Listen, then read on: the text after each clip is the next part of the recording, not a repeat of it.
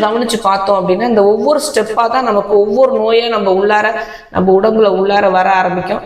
அப்போ ஆரம்ப ஸ்டேஜ்லயே நமக்கு நோய் அணுகா விதி நமக்கு வேணும் அப்படின்னா நம்ம சாப்பாட்டை மறுக்க கற்றுக்கணும். அதாவது நமக்கு இது இப்போ வேண்டாம் அப்படிங்கிற ஃபுட் நாலேஜ், உணவு அறிவு நமக்கு வரணும்.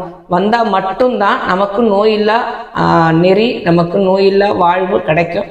அதனால மருத்துவன்ற கான்செப்டை எப்போ நமக்கு தேவைப்படுதோ அப்போ மட்டுமே தேவையான அளவு ருசியான சாப்பாடு தாராளமாக சாப்பிட்டுக்கலாம். அதை ருசியாக்கி தாராளமாக சாப்பிட்டுக்கலாம். அந்த ருசி சேர்க்கும் போதும் நம்ம வீட்டில் செய்கிற மசாலா சாமான், சீரகத்தூள், பெருங்காயத்தூள் அப்படின்னு சேர்க்கும் போது மட்டும்தான் ருசி அதிகமாகும். அதுவும் நம்ம உடம்புக்கு தேவையான மருந்துகள் தானே தவிர மற்ற எதுவும் கிடையாது. ஸோ ருசியை நம்ம ருசியோட அளவுகோலை நம்ம மாற்றி அமைத்து அந்த மருத்துவ கான்செப்டை எப்போ நமக்கு கிடைக்குதோ, நமக்கு சாப்பாடு எப்போ நமக்கு தேவைப்படுதோ அப்போ மட்டுமே நம்ம சாப்பிட்டு மீதி நேரங்களில் நமக்கு கிடைக்கிற சாப்பாடை மறுக்கிற